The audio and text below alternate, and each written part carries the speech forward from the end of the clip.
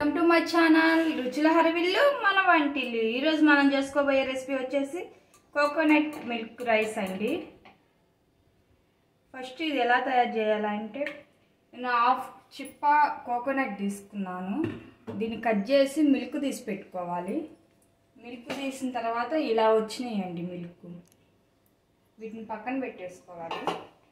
ఇది నేను కుక్కర్లో చేస్తున్నానండి. ఫస్ట్ గీ వేసుకోవాలి, వేడి చేసుకోవాలి. నెక్స్ట్ ఆయిల్ వేసుకోవాలి. ఆయిల్ వేసిన తర్వాత ఇవి హోల్ గరం మసాలా అండి, ఇవి వేసేసుకోవాలి.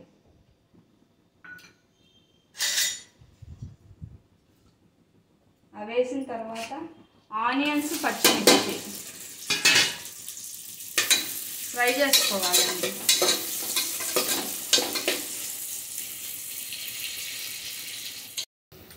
అవి ఫ్రై అయినాయండి. ఇప్పుడు అల్లం వెల్లుల్లి పేస్ట్ వేసుకుందాము. 1 టేబుల్ స్పూన్ అల్లం వెల్లుల్లి పేస్ట్ కొంచెం వేగనివ్వాలి. వేగిన తర్వాత పుదీనా వేసుకుందామండి.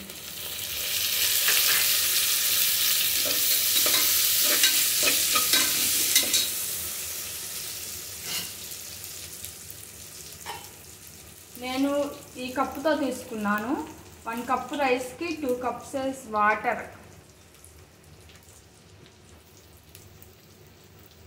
కోకోనట్ మిల్క్ పోస్తున్నాం కదండి. ఇది కోకోనట్ మిల్క్ ఎంత వచ్చిందో మెజర్మెంట్ చూసుకుందాం. కోకోనట్ మిల్క్ 1 కప్ వచ్చింది. ఇంక 1 కప్పు వాటర్ పోసుకుంటే సరిపోద్దండి.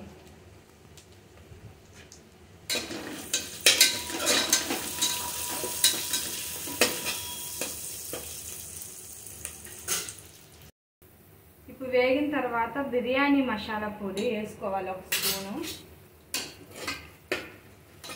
వేగిపోయినాయండి ఇవి.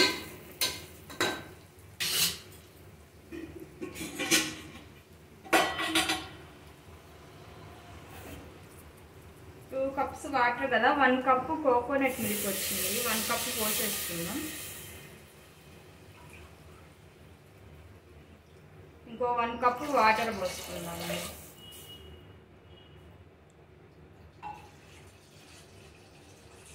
ఈ 2 మినిట్స్ బాయిల్ అవ్వాలి.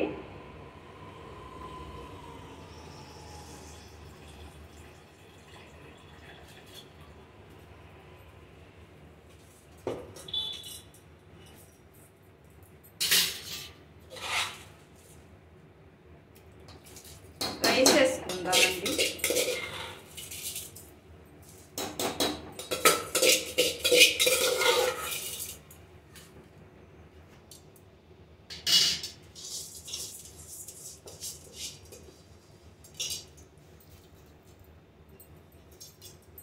ఏ రైస్ ఐటెంకి అయినా 1 కప్పు రైస్ తీసుకుంటే 2 కప్స్ వాటర్ వేసుకోవాలి. బాస్మతి బియ్యంకి అయితే 1 కప్ రైస్ అయితే 1.5 వాటర్ పోసుకోవాలండి.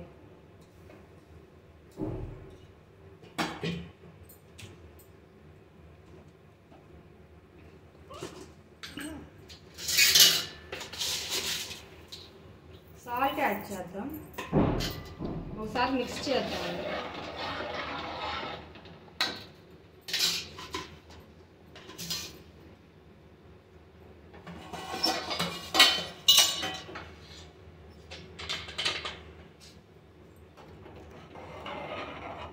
ఇప్పుడు లిడ్ పెట్టేసి క్లోజ్ చేద్దాం.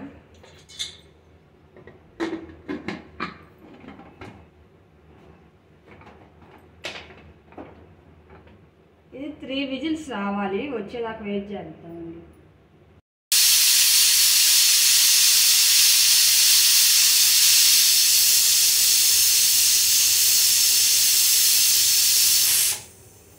విజిల్స్ వచ్చినాయండి. ఇప్పుడు లిడ్ ఓపెన్ చేద్దాం ఎలా ఉందో. చూసారు కదా, కొబ్బరి పాలతోటి బాగా ఉడికిపోయింది రైస్. ఎంత బాగా వచ్చిందో. ఇప్పుడు వేరే ప్లేట్లోకి సర్వ్ చేద్దాం.